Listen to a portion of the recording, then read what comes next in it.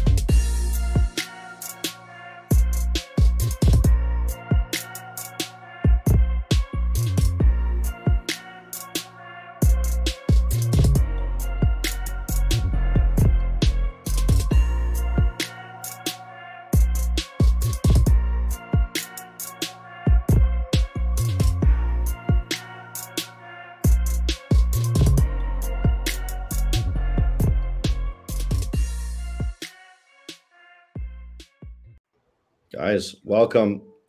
We got four corners today. I love it when we got four corners. It's such a beautiful aesthetic here. We got Seb joining us and the usuals, James and Emma. Emma's going to be reading the questions along, so make sure you have a question revolving around the best prop from traders, the best kind of data, and she's going to pick a winner by the end of this 50K account, MavenTrading.com. If you don't win that account, feel free to go get yourself for one as low as 15-ish bucks. I can't even remember. It's so freaking low. I can't even remember how cheap it is anymore. Guys, I can count on probably one hand the number of people in the world that have been processing more payouts than the man below me, Seb. Give them a brief introduction. Emma, you're popping up things over Seb's head. I'm going to move him over here. Yeah, you can pop him up in my corner instead. That way. Seb, give yourself a brief introduction because it's been a little while since you've been on here. A couple of people might not know who you are. Yeah. Hi, everyone. I'm Seb, the COO on Maven and founder along with Chris and John. And if you do know me, it's probably a good thing because it probably means that I've processed your payout. So that's what I do. Keep the company operating on a day-to-day basis. Processed over 10,000 payouts now from Maven.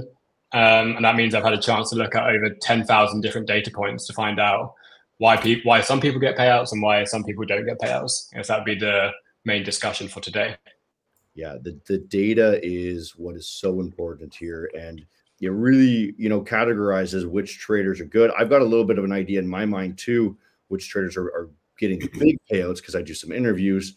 We're going to talk to James as well as we get into it. But that's a brief introduction. Emma, butt in at any point as usual. Raise your hands, flap them around if you need. Let's look at the chart. I know everyone's panicking right now, or they're in joyous delight looking at what's happening here. Market open again. We rallied up. There's a little bit of a zone here I drew. And you can see that is sort of this this previous level of resistance that we're rejecting off of now. And that is also sort of monthly levels too that are acting now as resistance after we've gotten below them. Now, this is a really beautiful wick, so it depends on how you're viewing this chart. If this month closes nicely, then bottoms in, so it's a little bit too early to tell still. There could be some lower lows here. There's a couple levels that I've drawn out here. And the same sort of thing coincides with Bitcoin. There's a couple levels here and even potential down in the 60K that we've been talking about. But I think James and I have been kind of helping you guys, warning you that this is probably not a good area to be holding crypto and to be holding stocks in the fundamental side and just the chart side as well. We're seeing a lot of rejections, a lot of bearish action, and even James has been talking about the 200-day moving average, right? James, 200 moving average, yeah. Jump in here and give them a breakdown. I know you did a little bit on my stream yesterday, but a lot of those people weren't watching. Sure. You want me to share my screen? Yeah. Yeah, share your screen. Yeah. Yeah. So basically, we've got this is a NASDAQ chart. Well, we've obviously taken out the lows now. So that 200-day moving average maybe not be a pivotal area, but this was the 200-day moving average, which was this white EMA of, this is the daily time frame, of course. We've actually now broken below it, but we are coming off these levels where we actually August last year, you remember August last year where that sell over the weekend, where we actually are sitting at the moment. And obviously from there, we rallied over 20% on the NASDAQ. So it is going to be interesting to see if these levels hold. I think if they do, the bottom could be in for sure. But markets are very, they're very thin right now. The bouncing and off the lows there. But now we aren't seeing any follow through on an intraday chart at the moment. So we're getting a follow through, and then this is the Dow. You can come here to the NASDAQ as well. And now we're actually trading back down lower off previous days' highs. So long term, it's going to be interesting to see if those lows hold from August last year. Now, just pull up the DAX really quick too, and I just want to show the cataclysm that's happening in the global markets at this point. Is there is so much going on in the U.S. market that it's actually causing, the German market to all of a sudden to absolutely plummet. This is insane. That's like 3 or 4 days, right? Yeah, I mean, this the DAX year to date before this sell-off was actually up, if I'm not mistaken, like 16 to the highs about 17%, 18%. And in a couple of days, I mean, literally since 3rd of April, we actually went down almost that whole entire move, 15% in a couple of days. So it has been pretty wild out there for sure. The DAX, funny enough, is actually at that 200-day moving average. So that's going to be interesting to see how we do respect this zone at the moment. Yeah. Seb, the past couple of days here have been absolutely bonkers. Have you seen an increase in people getting larger payouts, or are you seeing a increase in people blowing accounts? What's kind of the sentiment in the prop firm world? Definitely the sentiment in these last 2 to 3 days is that I think if the markets had gone the other way, as if we'd gone up, then a lot more people would have been passing accounts and getting payouts. I think our traders, maybe it's just a Maven thing, are very optimistic in the markets and prefer going long over short. I don't think anyone expected such a big drop. So I think a lot of traders have suffered quite a lot because of these last 2 or 3 days, especially with how much volatility there has been. I believe it was yesterday, there was a fake tweet going around that added $2 trillion to the global markets, which has caused insane volatility, and people are just getting wiped out on they've got a short position on.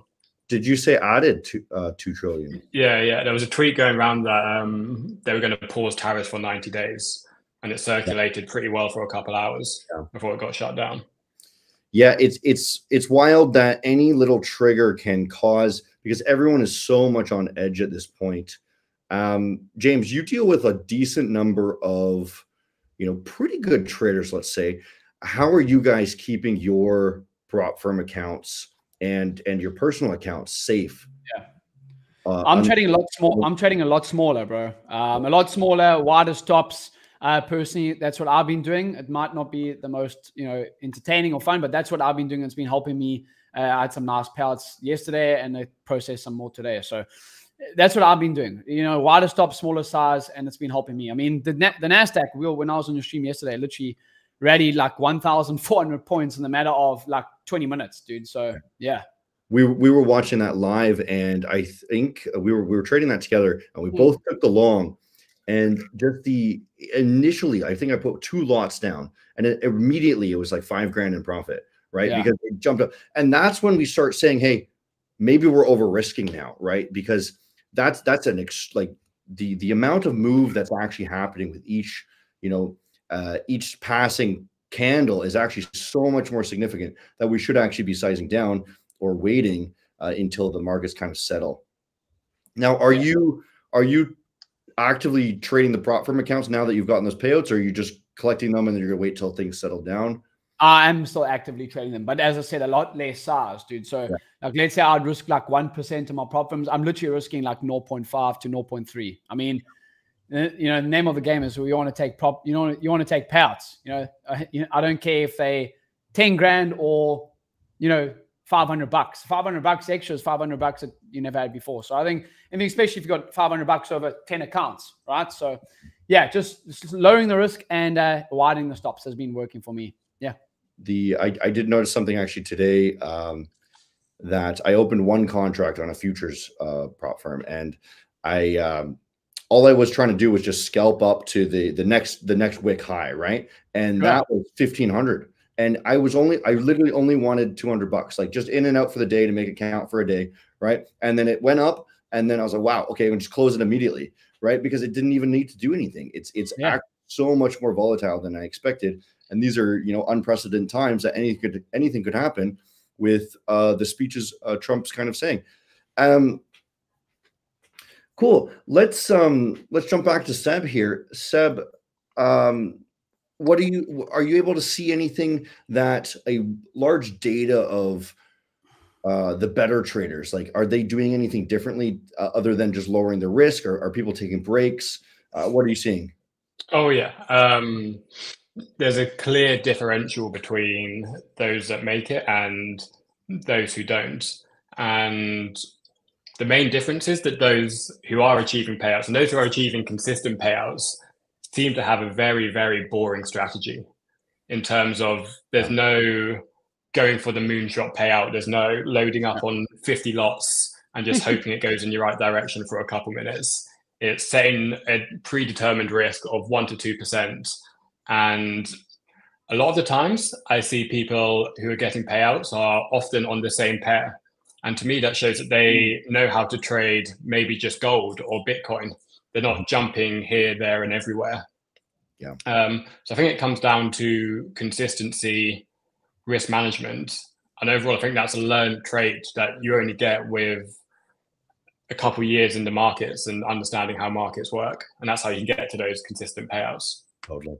And I think James and I can both attest to that. Is I trade only the NASDAQ, long-term Bitcoin, and only the NASDAQ, right? Yeah. And if you jump around, like I tried to trade gold on stream, and I had no idea how many lots to put, right? So that can blow the account just in itself, is not knowing if you have to track the movements of one account or one pair, and then also gold, they could be two different things, and you could accidentally put one in and just completely blow your account. Yeah, I mean, yeah, that's right. I mean, obviously, I use actually an EA risk calculator that actually helps me quantify the lot size that I need for. This is actually an interesting topic, because I got a message from someone that didn't trade through COVID. I've been trading for 8 years, so still relatively new. But you can see that's why I got no hair. 8 years is some time. But, so I actually got a message from a friend that has only been trading for about 3 years, so still relatively got some experience, but. They said that, James, I normally trade the NASDAQ with 80 points of a stop loss. I'm like, bro, 80 points of a stop loss is moving like in, 1 minute, one minute bar right now. So you have to widen it, and that's where you can't have the same stop loss for every single trade. I mean, markets are moving way bigger compared to, or more volatile on an average day compared to what they were doing 2 weeks ago. So yeah, you have to adjust for that. Totally. And that's I don't like using stop losses at all, because then you can't get the feel for the market, right? If you're putting a static stop loss like that, that's my personal opinion. I think beginners should use stop losses until you get to a certain point. Yeah. Let's take a quick break and go to Emma and see what kind of questions we got right off the bat. Guys, best question gets a 50K Maven trading account at the end of the stream.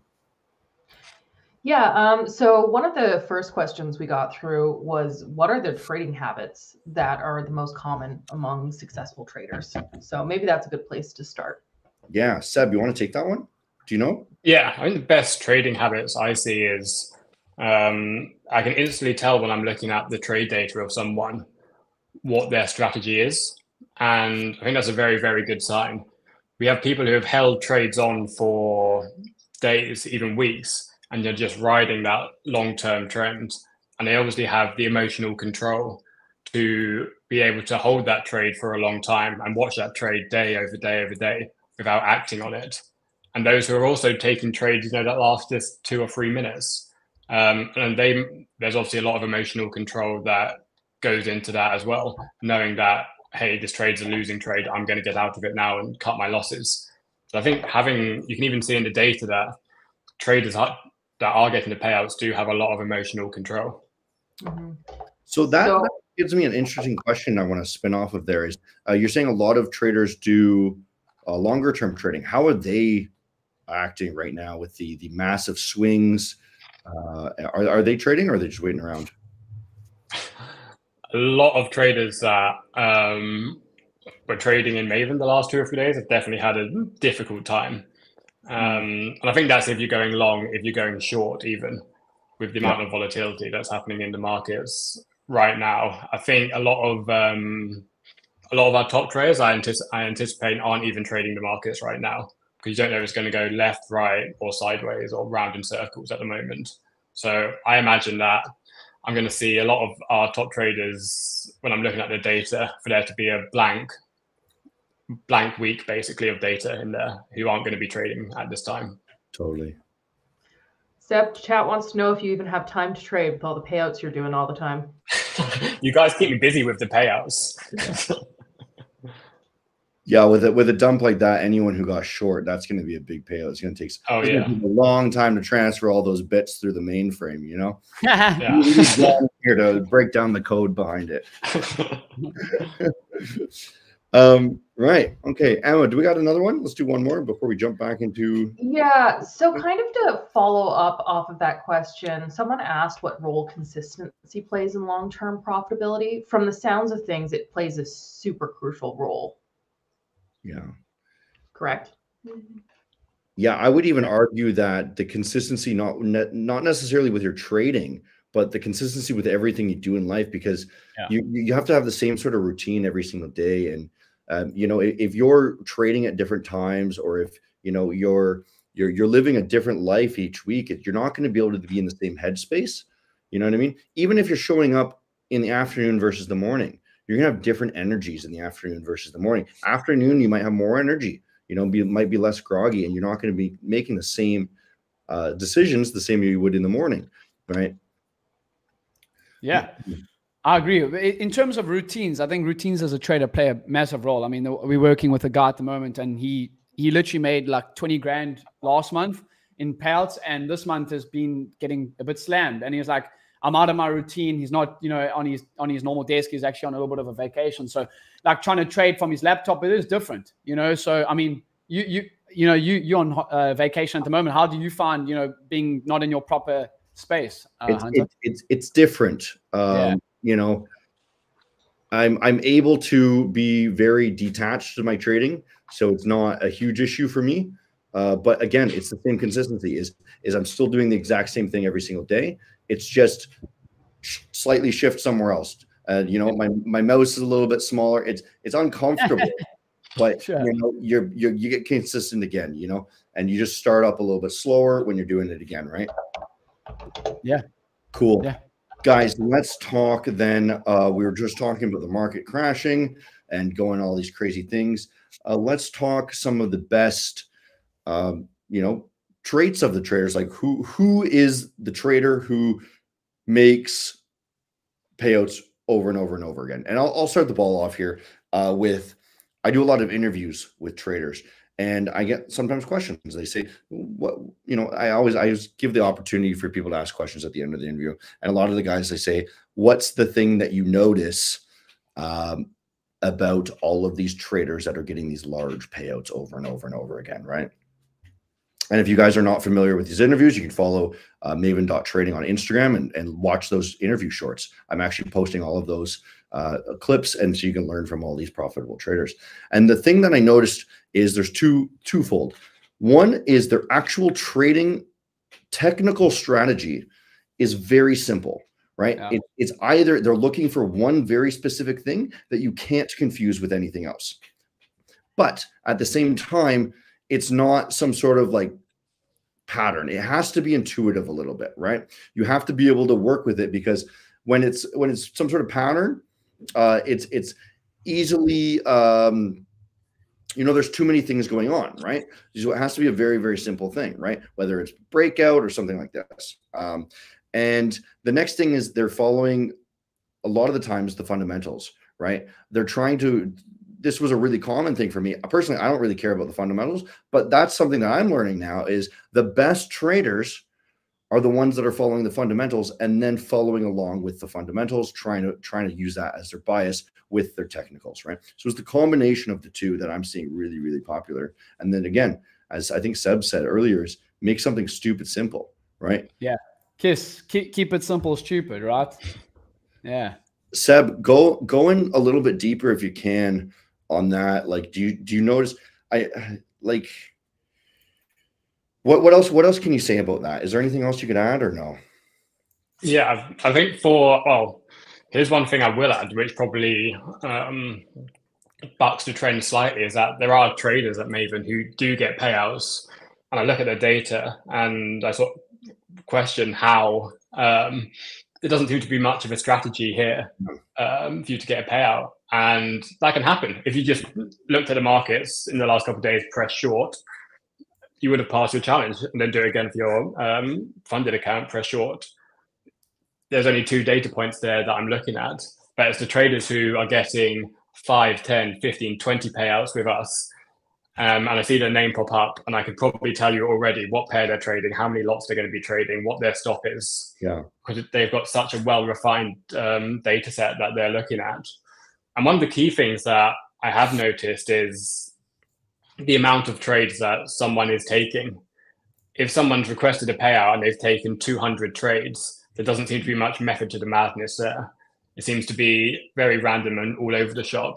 So one tip that I have noticed is that typically traders are getting more payouts if they're taking a fewer number of trades, because it seems in that respect that their strategy is more well-refined. They're not just going in and pressing buy, pressing sell. They're waiting for their setup and seeing it. So that's the one thing that objectively has definitely stood out to me when processing over 10,000 payouts. You're telling me that that's why it's not working for me when I just flip back? Yeah. Either going to go up or down, so I got to be long or short. Probably one of the reasons. Okay, yeah.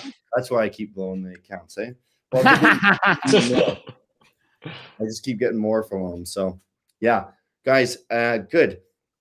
I think also just something also maybe to touch on there is like something that's just worked for me is that, like, let's say you've got, and I know Hunt and I have spoken about this on stream multiple times, but if you've got like, it's good to have like if you want to get funded with 100 grand, let's just say, rather look at getting multiple 10K accounts instead of having one main account, because you can split the risk up. Let's say you've got a payout coming out on that one account. Okay, perfect. You can pivot over to trading your other funded account.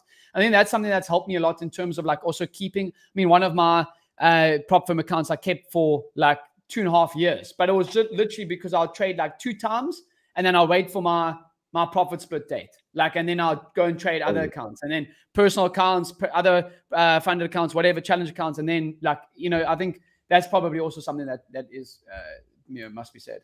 I think that overlaps with what Seb was saying earlier in that, they don't shoot for these Hail Marys. They shoot for what's reasonable, and then they go in to get the payout. The same thing is what I do is I always go for the minimums. I'll go for the absolute minimum, lock in the profit, get it pulled out, and then put it in my own brokerage account. You know what I mean? My own person. Yeah. Now, what about, I know the big ones is ICT traders, right? I see ICT traders come in and, they're getting payouts, right? The thing that I do notice, though, is they specialize in something, right? It's not all of these concepts. And I like to ask them usually, what's your favorite concept to use from ICT? And they usually have an answer. They say, this is what I use, right? And it's not all of the things at once. ICT traders, Seb, do you say you know what strategy people are using? What percentage, if you had to give a number, of the are profitable with the ICT, or what percentage are getting payouts with ICT? Okay, I would say out of all of the ICT traders we have, maybe 10 to 15% of them are actually getting a payout. And I think that's because with ICT, there are so many different strategies, like turtle soup, breakers, FVGs, XTY, 510s or whatever. going on there. That I don't even know what you just said, actually. I know ICT concepts. I think it's a valid strategy, and I think support and resistance is a valid strategy. Looking at trend lines is a valid strategy. Anything that yields profitability over a long time in the market is a valid strategy. So for sure, people are going to be profitable using ICT, trend lines, whatever. Yeah.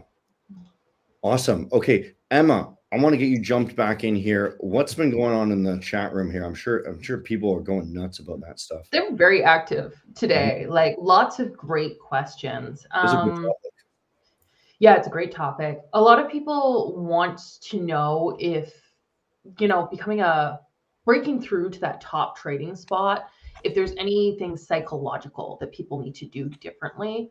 And if you think it's more about technique and learning the markets, or if it's more about understanding human behavior. Yeah. To be in that top position.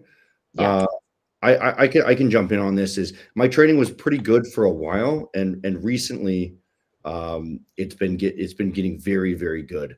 And a lot of the reason being is that I've really focused on those psychological things to add on to the trading strategy, and that being recognizing when I'm uncomfortable sitting in a position, knowing that I'm wrong, right? And this is a weird thing to actually pay attention to is, hey, I'm hoping it'll change, or I'm still confident in the position, right? That's two different thoughts. I'll say it again. I'm hoping that it'll come back in my direction, or I'm confident that my strategy is still working, right? And when you feel that hope that please come back, just exit for a loss, right? And that really helped me just progress my trading, because now I'm completely detached from the actual profit. What about yourself, James? Yeah, I think obviously we're going to Hunter's coming on my stream on ASFX TV tomorrow, so that'll be quite cool. We're going to start doing this more often. I was on his stream, but I was hearing two Jameses, so we need to sort that out at the echo, Hunter, because I was like hearing two of myself. But he's coming on stream tomorrow, and I think something for me though, and we're going to obviously be chopping it up more, as I said, but I think something for me that's helped. Wow, and markets are just tanking in the background. Something that's helped me is understanding when to take my losses. I think as a trader, we can sometimes get caught up. If you can understand when to take losses and basically not get let one big loss ruin a good week of trading. I think that's a lot of the times, and maybe Seb, you can speak on this, but you see traders like they'll make money, let's just say Monday to Thursday, and then Friday they'll have one losing day that wipes out like 2 weeks of their gains.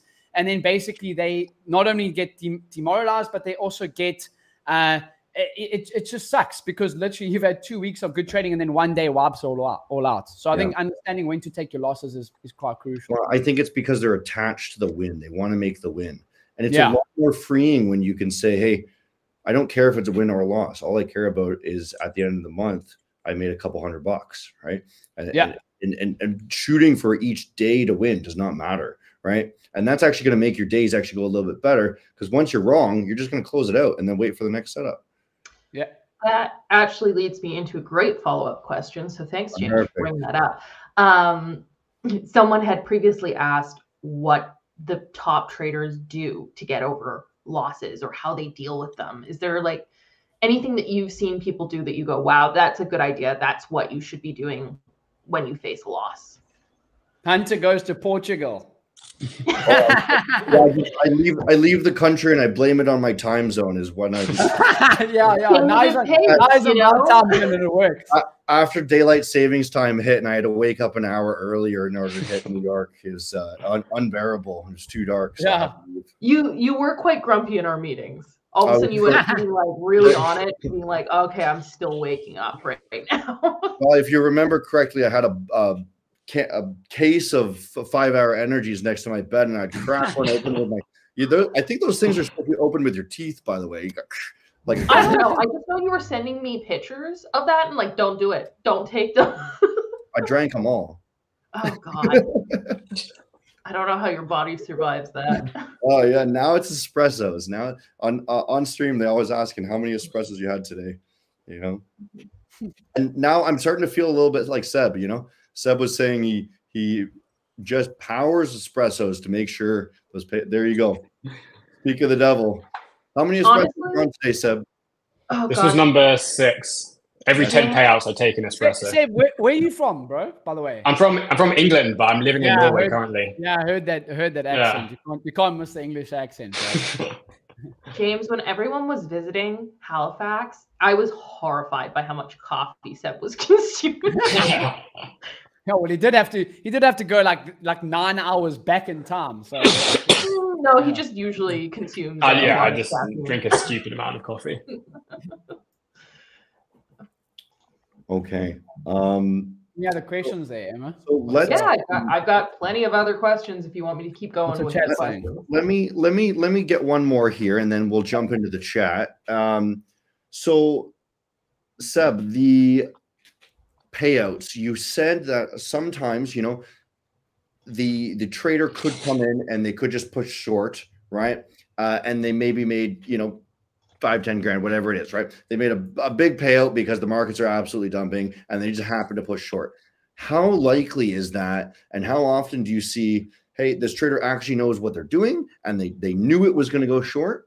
And how often is it just random that people are getting payouts that it's just because it's, you know, essentially 50-50, right? Correct. Yeah, I mean, there's definitely randomness equaling payouts does happen at Maven. That is obviously a probability. It's just how the way the market works. Yeah. But for those who are getting consistent payouts, and if you go into the prop firm world and just expect it to be random, then chances are you're not getting a payout. If you come in with consistency, then that's when you're getting a payout. One of the things that I do really notice with traders who I know have consistency is, let's say it's mid-month and they take a trade, but their payout date isn't until end of the month. And I can see in those 2 weeks, that's how long our payout cycle is at Maven. They haven't taken a single trade. They may have secured that 2 grand and thought, I have 2 grand coming at the end of the month. I'm very happy with that 2 grand. I don't need to risk that 2 grand to try and make another grand. Yeah. I think that's when you can tilt. So it's very important to have that emotional control in you to say, I'm happy with what I've got. I'm going to wait. I'm going to sit in my hands. Even if the market is doing great moves in my favor, I know what I've got and I'm happy with it. I think that's what makes a really great prop trader. Mm-hmm. I like that, bro. I think that's personally what I was saying earlier. What I kind of do, if I make 2% on my funded account and I'm like, okay, cool, I'm gonna lock this up. I'm gonna go trade another funded account. I won't trade this. I'll just wait until my payout date, because I think it's like greed, bro. We're like, no, we're gonna take this we're gonna make another 2 grand or whatever the hell it is. But I agree with that. I think that's what makes a good prop trader, because you can literally go and be like, okay, well, I've got 2 grand of a payout. I'm gonna go buy another 100K account that costs $400. Well, then I still have 1.5, Yeah, that's an excellent idea. Actually, just wait. You already have the 2 grand. So it's locked in. It's going to come, bro. You just have to wait. And then you're like, okay, well, let me just go trade another 100K account, whatever it is, Yeah. That's a decent idea. Now, Seb, you said something that I'm getting a little bit of disconnect in my mind now.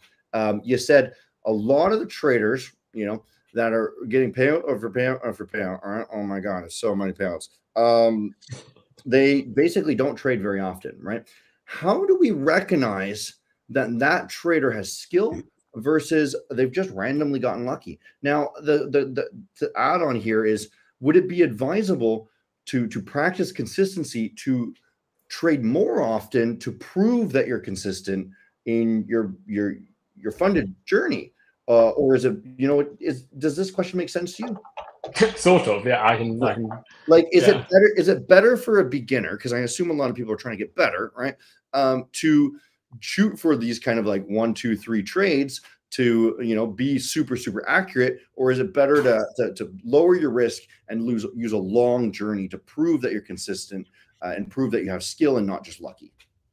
Yeah.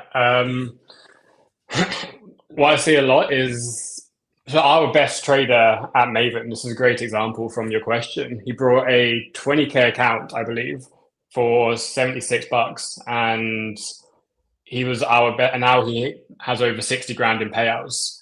And what he did, he brought that 20K account and got a payout from that. With that 20K account, brought a 100K account, got payouts from that, and continued that cycle. I think that's a great example. If you're a beginner and you want to kind of feel there's some sort of, you don't want to just demo trade, buy a small account, buy a 2K account, buy a 5K account. So you kind of feel you've got some skin in the game, you have something to lose. And that's going to keep your emotions in check when you come to the bigger accounts. So, and that's why I say if people are taking less trades or being more precise with their with the trades that they do, and aren't just trading 1 lot Bitcoin, 10 lot gold, 5 lots Euro USD, that's someone who likely isn't going to make it to a consistent payout stage. Mm-hmm. Can I also add something in there? What I've just seen from, also working with a bunch of traders is that, and obviously from my own trading journey as well, I'm speaking from, but a lot of traders, they think that to be a good trader, you need to make 10 grand a month. Like they have this figure that they got. And it's like, whenever you reach that figure, you're always going to want more. So I think the aim of it is, I actually was on a coaching call this past week. I think it was on Thursday. And the guy said, James, I'm making $100 a day. It's not worth it. I said, because he was comparing himself to what he was making his corporate job. And I said, dude, you're making $100 a day, like for the last 20 days in a row. I said, all you need to do now is go get more accounts, right? Mm-hmm. So he's got a base that he can work on. It's no point you trying to make, for example, trying to make your first 10 grand in a month, but you haven't even had your first $500 a month or first $1,000 a month. And I think, especially, I might say, because we're not fortunate like you guys from England and Canada, in the third world countries where I'm from, in South Africa, right? Mm-hmm. $1,000 is a lot of money. Like, I think a lot of traders, like $1,000 goes a long way. And I think that's why prop trading has changed a lot of traders, lives, is because instead of trying to go for these massive returns that you're seeing online, and you see these traders making, not all of us are big ballers like Hunter, making $6 grand a trade, but like go, if you can make $100 a day consistently, and you can stack that up, all you need is give it time, like years, and then all of a sudden in 5 years time, you're going to be doing $500 a day, whatever it is. But you have a base to scale from, Right on. Definitely, Bruce. Now, James, that brought me into one last topic I wanted to quickly discuss before we went into questions. Is you deal a lot with training traders, correct? Correct. Yeah. Some sort of coaching sort of thing, right? What separates the more advanced traders that you train, and after they've sort of been become profitable, right? And the ones that are just starting? What's the difference in mindset? What's the difference in actions? Just any core things that you can tell across the big data set. Yeah, I would just say the first and foremost is that the traders that are going to make it long term and do make it long term are guys that take it super seriously. Like they're not coming in punting, 25 trades a day, and then they're like, oh well, I lost today. It wasn't my fault. They take full responsibility for their trading actions. Someone the other day that I was working with said, oh, he lost because of this, and this issue. I said, doesn't matter. You click the buttons. So at the end of the day, they take responsibility for their actions. Everything that they do on the trading desk is their responsibility, and they consistently working to improve. So whether that's looking at their data, looking at their strategy, their journaling, whatever it is, but they're looking at their statistics and they're trying to get better. I think, it's funny because whenever a trader has a winning day, yes, it's all them. It's all them. And then as soon as they have a losing day, no, someone stole my login credentials. They saw through my curtains and they stole my credentials, and I placed a bigger trade than expected and I lost my prop firm account. No, everything that they do is their responsibility, and they're consistently working to get better. That's what I think that's a beautiful point to jump into questions. I'll quickly flash on screen again here. What has been happening is a lot of people have been blaming their losses on the market going down. Guys, the market goes up and down. It's both the same, and we were actually joking about this earlier today. I know John and I, because a lot of people have been frustrated because of Trump and his announcements and whatnot. But again, you have to be cautious in all market conditions, and that's your job as a trader. Emma, finish us off with some glorious, grandiose questions. Microphone. Yeah. Okay. Let's just do a couple quick ones, and then we'll get into some more ones that we can actually talk about. What are the top time frames that top traders trade? So this is gonna blow your mind. I day trade using the weekly and monthly. That's my personal preference, and then I use the 15 for the structure sort of stuff. Right, that's my personal preference. What about yourself, James? I like the 50-minute chart. Also for and of course, yeah, I like the daily and hourly for kind of like a higher time frame buys. But I like my entries on the 5 and 3 minute for the indexes. So I trade the DAX, mostly the DAX and the Nasdaq and the Dow, or the S&P, any one of those for on the 5 and 3 minute chart for my entries. So, the more you can use, the better. If you had to use one, which one would it be? Probably 15 minute time frame. I think 15. Emma, Seb, what about yourselves? Emma uses the yearly. I was about to say, Emma only trades mortgage prices. Seb, what do you think? 15? Yeah, definitely anything above 15. I wouldn't play around in the 1 minute or the 5 minute. Totally. Yeah. Okay. Do we see any correlation between trading volume and successful trading? Oh. Like you mean trading volume, like the market is trading, or the number of trades that? This is just the question I got. There wasn't anything specific to it. So. I think we've already said that the fewer trades generally do better, right? Because the more trades generally means you're chaotically trading, unless the more trades means you're taking a very long time to pass, right? And you're taking your time to finish the challenge. And the great thing about Maven trading is you have unlimited amount of time. So you're welcome to do that if you want and take multiple months and still be the exact same price. Now, trading volume, I think volume in the market. So let's discuss that. Profitable trading while the market is volatile, maybe is what he's asking. Seb, what do you see? Are you seeing more profit? I think that I'm not. When the market is volatile, I'm definitely not seeing more profit, and I think that's because a lot of the profitable traders are likely sitting on their hands right now. Yeah, and waiting for this volatility to blow over and not wanting to get involved in the madness that's going on. It is way riskier, and the thing is, you don't know how to do that. You don't know how to trade this because this is only a couple weeks out of the year. Why am I going to pretend like I'm an expert in something that is only, 2% of the time, right? When majority of the time it's different. Yeah, exactly. Good point, Seb. Yeah, I would have been surprised if you said something differently. Yeah.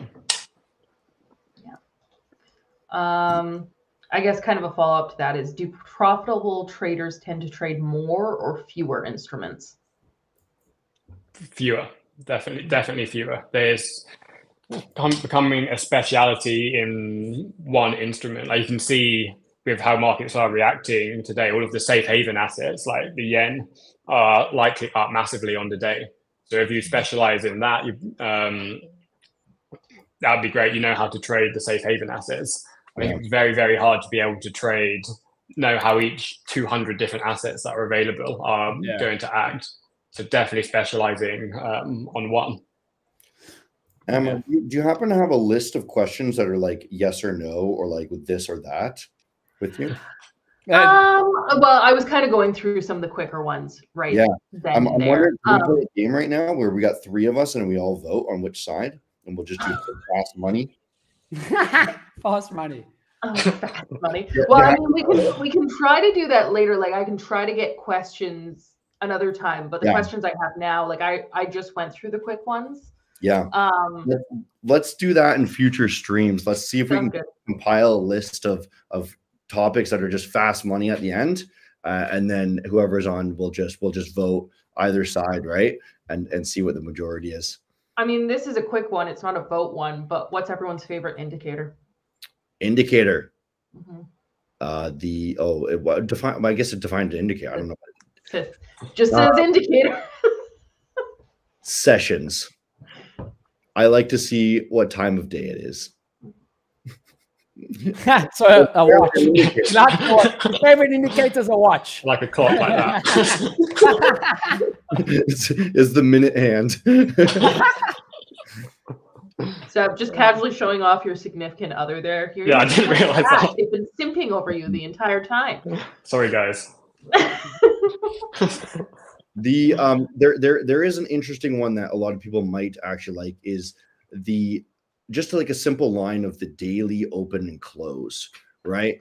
Because that is a good pivot point that often is respected throughout the day, or the weekly open and close you can use as well.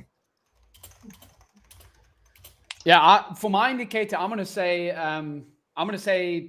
see, I like two, but anyway, VWAP. I'm gonna go VWAP. I like VWAP. VWAP. Seb, you got one?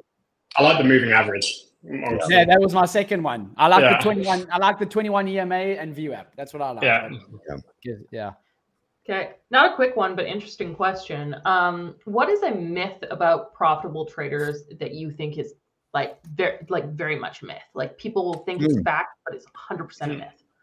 That's a really good question. Very good question. Love that question. Mm-hmm.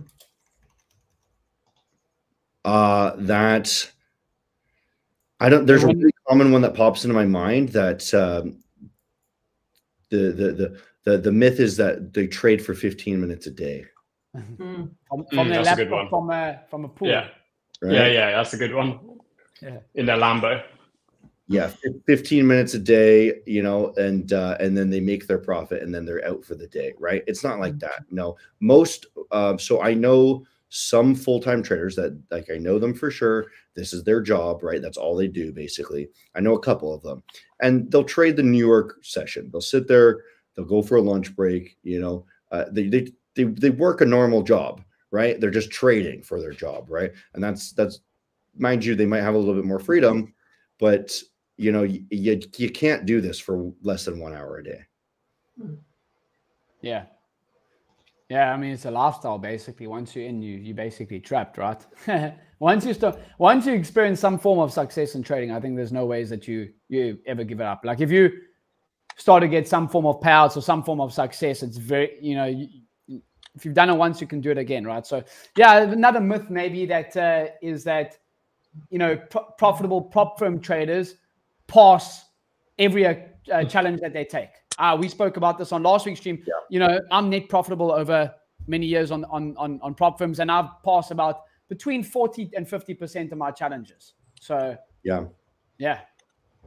There's another thing to add on that is different accounts I might have at certain times. I might go into drawdown, right? And if I'm trading well on one prop firm, but I have a personal account here, I might trade them slightly differently, and then I might actually lose money some of the months on certain things, right? And each over the month, like, I'm still making money, but if I'm doing two different things, one thing might be losing money. Like, for example, like the Bitcoin investment accounts, right? That is definitely not doing well right now, right? But it's not day trading. Day trading might do poor some months while the markets are just soaring and I can't trade on them. If the market's soaring or dumping, I shouldn't be trading heavily, right? You should just be riding the trend. Yeah. Okay. Are the best prop traders monks or machines? Haha. Both. I vote monks. I mean, I would vote monks too, but that's just personally because I've seen a lot of successful people be quite quiet about their successes rather than loud about it. Yeah. So you got to mix, but I have a very angry belief that the influencers that you see online making the most noise, it is the opposite skill of what makes a good trader. Somebody who markets very well is very flamboyant and loud and emotional, and to be a good trader, you need to be very quiet and reserved and in control, where they completely are the opposite skills, right? The one takes away from the other. The louder and more emotional you are, the worse you're going to trade. Yeah, I think if you see someone online, especially who can't take criticism, and they just get fired up about it, they have no control.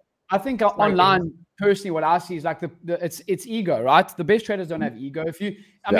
Anyone can be wrong every single day. I mean, I had some losses today. I'm still ending up the day quite nicely. I made over $1,000 on some of my funded accounts, so you don't need to be right every single trade. And I think that's something that you can see online. If someone gets touched or whatever, that they were wrong, or what, you can clearly see that, maybe that person doesn't even make money trading, because no one's right all the time. That's a fact. Mm-hmm. Guys, let's get one more. These are some beautiful questions. I absolutely love it. Yeah. So you guys have all been trading for a long time at this point. Someone was wondering if you still ever second guess your trades. Every single one I do ever. Yeah, then he looks at the moon's phase cycle, and then he's like, "Yes, I'm taking it last time." And, I am being 100% honest. Every single trade I ever take, I assume I'm wrong. I always believe I am wrong, but I do it because I've proven to myself that I'm always wrong in my head, right? And I know that when I follow what I'm doing and I follow the simple things that I've created for myself, and that's why what I have is some sort of system that it's not like a pattern really, but I can continuously check back and say, hey, I think I'm wrong. I think I'm wrong, as it's going against me or it's going in my favor. I want to get out immediately because I'm not comfortable sitting in the trade. I'm not comfortable the entire time, no matter what direction it's going, right? But I can continually check and say, hey, these are my things and I need to keep checking to make sure it's still true. And as long as they're still true, I stay in the trade, right? And then I have to reinforce in my mind because your mind likes to trick you. Your mind likes to say, hey, you're wrong. You're an idiot. You're going to fuck this up. You doubt and you second guess yourself constantly. And you have to prove yourself to be. Well, what's that, Hunter? What's that book? What the 4 agreements? Never make assumptions. So like if you can't always assume that you're going to be right. So like, no, I'm sorry, not assumptions, no expectations. That's the one. Like, so if you have no expectations, if you go into the trade like, okay, well, I'm not expecting, like, I'm just taking a trade. I don't care if it's a loser. You actually you can manage it a little bit better compared to if you go into a trade like, nah, this is 100% going to be a winner. Well, then you're probably going to hold on to it longer than expected, or than you should. That's a really good point, actually. If you believe it's going to be a winner, you might hold the losing trade way longer than you should. Yeah, 100%. I already believe it's a loser going in. I'm like, I might as well make it a small loser. Yeah. Right on. Yeah, cool. Guys, let's wrap it up there. That's the Tuesday stream. Today we had Seb, the almighty payout lord. He is the fastest payout in the entire industry. Average payout speed of 58 minutes. That's including his sleep time. If you click pay request right now, on average, you'll get paid in 58 minutes. He has processed more payouts than pretty much anyone in the world. I could say maybe 2 or 3 people might have processed more payouts than this man below me here. Yeah. And below me to the right or whatever, right? Yeah. Emma's going to pick a winner right about now. Yep. I've got a winner lined up. I will be posting it in the YouTube chat, so you guys will see it there. YouTube winner this week. All right. And Seb, leave them with one last thing. If they're there to remember one thing from this call, what is the one thing that they need to remember in order to become a trader who takes more payouts?